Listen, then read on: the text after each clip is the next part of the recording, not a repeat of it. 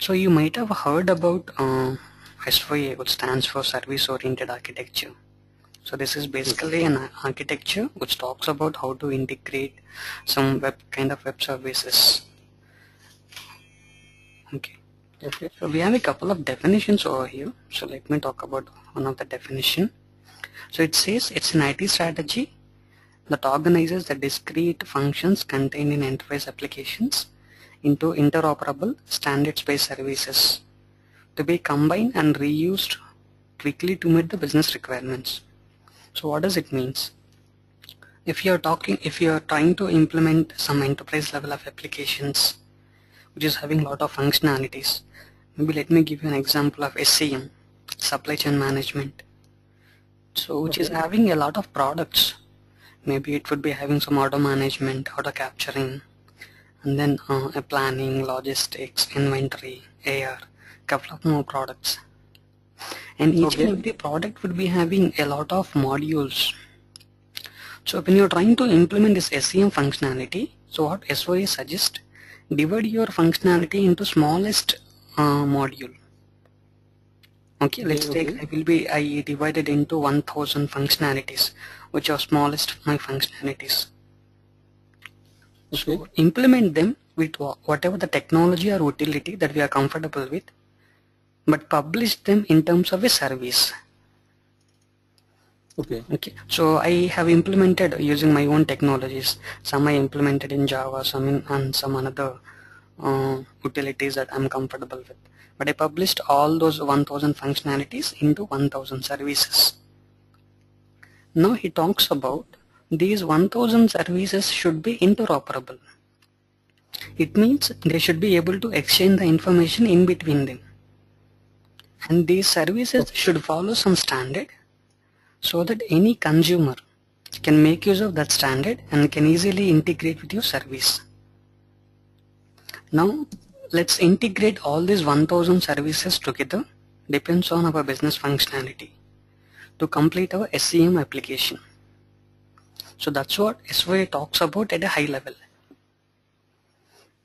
Okay. So here we just introduce a standard. So when we are publishing, so the standard that we basically provide is WSDL, which stands for Web Services Description Language. So in this slide, he just trying to make us understand. He is having a functionality called Create Purchase Order, and he probably implemented in Java, and he wanted to publish in terms of his WSDL. Okay. So here he is trying to make us understand what are the details of your Java functionality that you have exposed in terms of a service should be placed in your WSDL XML document. So all our operations would be placed into something called our port types. Okay, and our operation would be having something called input message and output message. And these are not just primitives, these are kind of Pojo classes, plain old Java objects, which are used to hold your data in terms of Java. So your input and output messages would be placed under something called your messages section. And to hold or to represent your data in terms of XML, so we use something called XST. And based on XST, we'll actually create our XML data. And we place those details into something called our type section. And when we publish this service, we need to even provide to the consumer what are the different protocols he can make use to communicate with our service. And those protocols details will mention into the binding section, like your HTTP or SOAP protocols. And we even need to mention where the service was actually hosted. Maybe in your developer system or your QA system or your ST systems or your production systems. So those host and port, your endpoint details will be placed into something called your services section.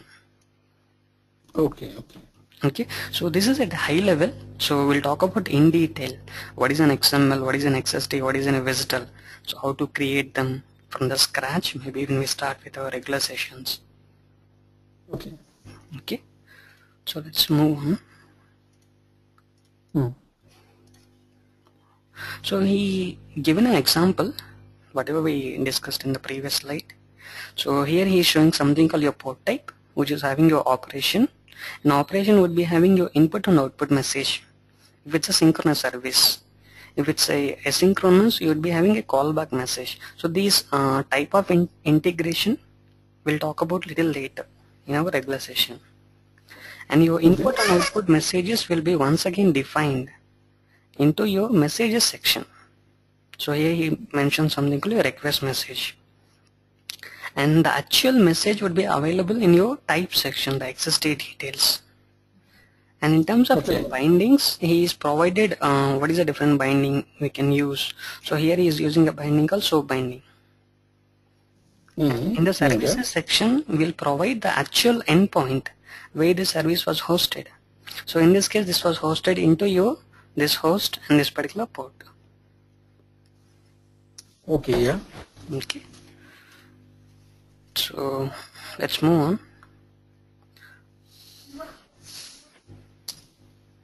So in the next slide, he's just talking about a terminology called SCA, which stands for Service Component Architecture. So in the definition we talked about, so we can implement our functionality with whatever the technology or utility that we are comfortable with. So rather than using your own technology or your own utility, SOA Suite provides a component way of integration. That's what we call it as SCA. So let's talk about what exactly is SCA. Okay, so it stands for Service Component Architecture, and it's just a component. It's just a component. So here he derives something called a component, and the component could be a BPL component, mediator, business rules, human task. We'll talk about these at a high level maybe in the next slides. So each and every component would be driven to implement some business functionality. Okay, let's take in this component I'm trying to implement order management product of my SCM. Now as part of my order, when I receive it to my application, so it has to integrate with various fulfillment systems. Your planning system to allot the supply, your inventory system to reserve the goods or items against some particular customer, and your logistics systems, maybe a shipping system to do the actual shipments, and maybe AR system which does actual billing. And my order management application will be communicating from the external people using an order capturing system. Now let's see how he is trying to implement this behavior. So I'll be implementing my order management here just for the demo in this component, and my order management component is able to talk to any external system. The external system that I mentioned, my planning, inventory, logistics, AR, I will be able to integrate using something called these references. And my order management has to be communicated from the external people using something called expose services. So here the order capturing guy will be able to communicate to my component, and my component is able to communicate to the other external systems using the expose services. So that's what we call it as a SCA at a high level. Okay. Now let's talk about what is a composite application. So from here onwards we give a terminology for the SOA applications. We call it as a composite applications. So we mentioned, right, once we publish all your 1000 services, let's integrate together, depends on your business requirement. Now I created a component to do some functionality. Let's take in the order management itself, or let's take component A is to do some order management functionality, and component B is used to do maybe let's take a planning functionality just for the demo. Now I could be able to integrate all these components together as part of my composite application. And the best part of your composite application, your application once again wrapped up into a service, so that anybody can able to communicate to your application in terms of a service. And if our application wants to communicate to external people, it would be having something called expose or external references. And this composite.xml, we call it as an assembly. So if you remember, when we create web applications, we would be having something called web.xml, which is an assembly. So anything that we create, like our servlets, our classes, and then maybe our security that we provide, everything should be wrapped up into your web.xml. Similarly, in terms of the composite applications, composite.xml is an assembly. So whatever the components that I create, like my people component, mediator, any component, so has to be available inside your composite.xml. Okay. Okay. So let's move on. So here he talks about the architecture of SOA Suite 11G. So let me talk about this at a very high level. So we use JDeveloper to create the composite applications. Did you work on JDeveloper, Bhumi? Yeah. Okay. And then we use Enterprise Manager. It stands for short name is AEM. So this is kind of a grid. We use this application to administrate our complete SOA Suite product. Okay. Is it server? It's an application which comes by default with a WebLogic server installation. Okay, so you worked on probably console, right? Did you work on WebLogic server earlier? WebLogic server, I worked. Okay, so you probably worked on something called console of your WebLogic. Console, what? Console is just application where you will be creating, you are deploying your applications. You heard about it. Yeah. Okay, so similarly, Enterprise Manager is another application. Basically, we use this guy to administrate your composite applications. In addition to that, okay, EM we basically use to administrate our complete product. Okay. And we use something called JMS, SOAP, and then FTP. So these are kind of basic some protocols. Using them, you can place a request to the composite applications that we can create. JMS is a protocol. So using JMS, you are allowed to place a request from the JMS queues. Oh, yeah. Okay, and using even FTP and using even SOAP, you are allowed to place a request to composite applications. And OWSM, Oracle Web Service Manager, to do some security management for the composite applications that we create. Okay, Oracle OWS? Oracle Web Services Manager. Oh, Web Services Manager. Okay, we'll do some demo sessions. Okay, then you'll understand better. So we use couple of other components to implement your composite applications. So let me pick it up. This BPEL stands for Business Process Execution Language. Okay, so yeah, this component basically used to do some orchestration functionality. I might have given you an example in my previous slides. So I'm trying to implement some order management application. So when I receive an order, so I need to integrate with various fulfillment systems.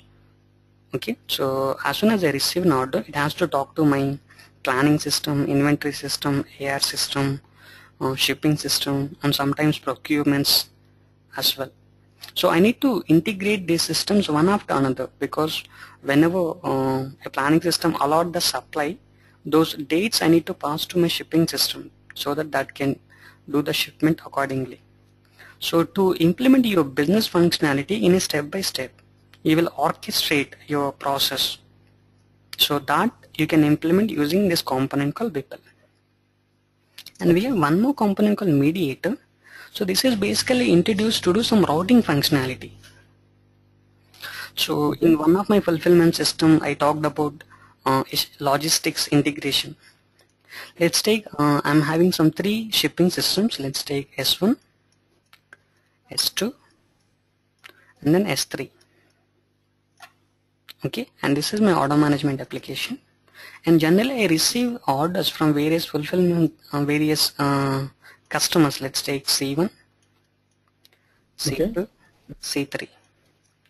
So whenever I receive an order from C1, this guy wants his orders to be shipped only from the shipping system S1. Okay. Okay, so to do the routing implementations for your request, we use a component called mediator. In this component, I cannot use the response of shipping system S1 and can make an integration to S2. That's not possible. This is used to only route your request to your fulfillment system. Okay. Okay, that's the difference between your mediator and Beeple. So let me move on a business rules component. In our day-to-day life, we purchase a lot of things online. Maybe we use Amazon, Best Buy, Flipkart, couple of other portals. So we will be having a lot of discounts, so they provides. So and that discount would be available only for a specific time frame. And even if you notice this, whenever these business analysts are applying their discounts, so that their applications will not brought down. So to implement such kind of requirements, we can use a business rules component in Oracle Server Suite. Okay. And in case if you're receiving, let's take some orders which cost maybe $100,000, we cannot directly fulfill. Maybe we need an approval of my order manager. So for that purpose, we can use something called a human task. I can assign that order, or I can assign that task to my order manager. So when he approves or rejects, I can take the further processing. And sometimes my order manager wants to be notified with automatically generated report which talks about how many orders that he received, maybe from a specific customer or for a specific item, maybe an hourly basis or daily or a weekly basis. So if you wanted to send an automatically generated reports as a notification, we can make use of a component called BAM, which stands for Business Activity Monitoring. And we use something called B2B. B2B is basically introduced to have a smooth communication between different trading partners. So the trading partners like wholesaler, retailers, they would be having some massive of interactions. To have a smooth communication between these two people, we use the B2B. And we use something called complex events processing. So let's take whenever the items are shipped, so maybe somebody wants to be notified. So a shipping guy, whenever he shipped, he can place an event on a network called EDN, Event Delivery Network. EDM, okay. And who are all interested in this event, they can subscribe to this network so that they can get the notification. And we have something called auditing. So in our Java applications, to track how the execution was happened, maybe in a specific method, what do? We write something called loggers. We write something called begin of this method, end of this method, and whatever the input that I have received. But in terms of your server, we don't need to worry about anything. So as soon a request comes to our application, so there is an instance ID created in the DB. So maybe if I am getting a 1,000 orders or 10,000 orders, so I'm always having a track of, let's take a 40th order. I can open that order and I can review what was happened in part of the execution. And if something went wrong, I can always recover that order. So that's what talk about auditing. And we have something called MDS, metadata services. When we host our web applications, those gets hosted in a server's memory. If my server was down due to any reason, I completely lost my application. But in terms of SOA, when we host our composite applications, those gets hosted inside the DB. So even my server was crashed, I can point one more server to the same DB so that I can make use of that application again. I don't need to bother about redeployments. And MDS is used for a couple of other functionalities even that we talk about in our regular sessions. So these are all the components and various features of Oracle Server Suite 11G. And in our regular sessions, we do the demos for most of these activities and their inner, most of these components and their internal activities. Okay. So here are some course objectives. So after completing this course, we'll be able to understand what is an SOA style applications, what is an SCA, and we'll create some demo sessions on Beeple components, mediator, business rules, human task, BAM, and then we talk about events, sensors, signals, springs, and then some creating test suites. In Java you'd be having called JUnit to do some developer level unit test cases. So in terms of SOA, we create something called SOA test suites, and we create some adapters, couple of adapters, and we try to configure or access the applications using Enterprise Manager, and we even work on some security managements.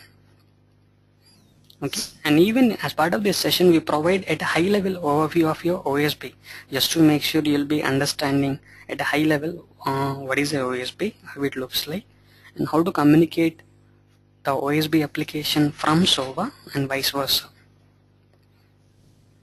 OSB application. Yeah, at a high level.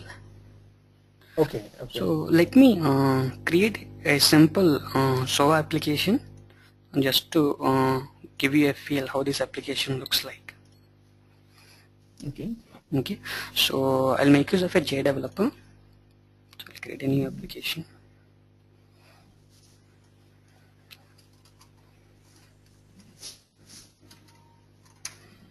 So I'll give it a name, Demo SOA app. So I'll select the template server. I'll create an application.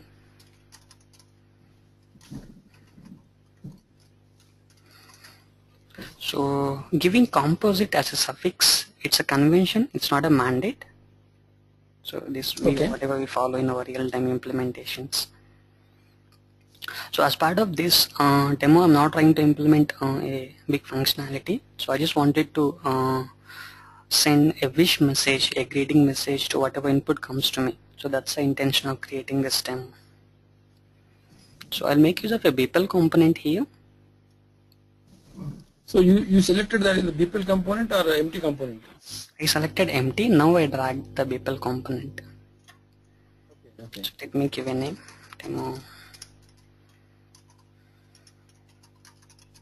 process, and giving process as a suffix is once again a convention, it's not a mandate. And there are a lot of templates we can create this, we can publish these services basically. We'll talk about these little later, maybe in our regular sessions. And I'm trying to expose this as a service, and the default input output messages are kind of string messages. Okay, so I wanted to go ahead with this for now, and I can edit this guy. So I'll make use of an assign activity just to assign some data. So I would like to assign an output. So on the output variable, so I'll make use of expression builder to populate this variable here. So I can make use of all these functions here. Let me make use of a string function. You would like to concat maybe a hello message to whatever the input comes to me. So I'll expand this guy. I'll say insert into this. So I have a server which is running in backend, and I just created a connection here from the resource palette to access my server. So let me directly host my application to that server. So deploy to application server. The application server SAI. What is SAI? It's a service archive. If you wanted to directly create a jar rather than deploying over a server, so we can make use of a SAR option. We'll talk about these in detail maybe in our regular sessions. So here we are trying to host it on a server directly, and there is a concept called partition. Don't bother for now. So we can create our own partitions. So we'll talk about these later. I'm trying to host it on a default partition. Okay. Okay.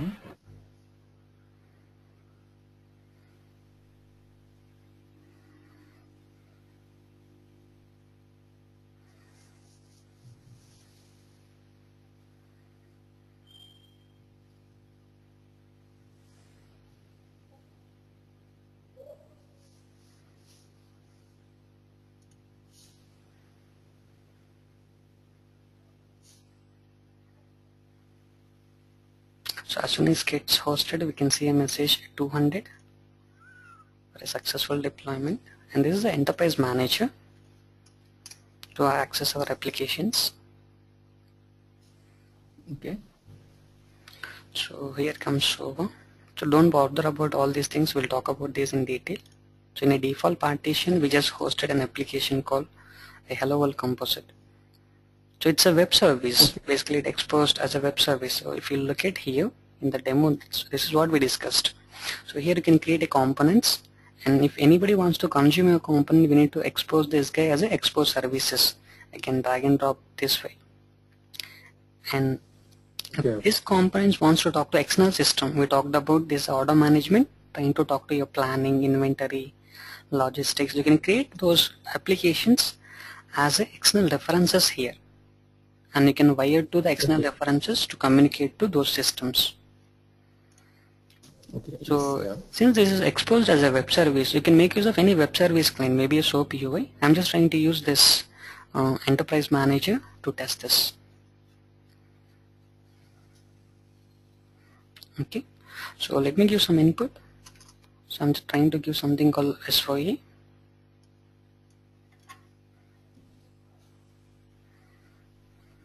So since this is an asynchronous service, I cannot directly review the output here. So I can navigate to the flow trace. So here he talks about something called flow trace. Let's take my order management has implemented 10 composite applications, and when I receive an order, this integrates or interacts all 10 composite applications. Now flow trace is a mechanism which will integrate all your 10 composite applications, and that can show you here, so that you can open each and every component how it has been executed. Okay, so this is what we call it as auditing. And how does, when it interacts with all 10 composite applications, how does it was correlated with everything?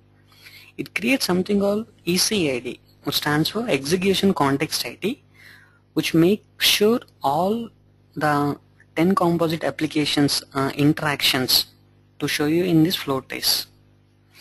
We can even navigate to these components to review in detail what was happened. So here you could see some output called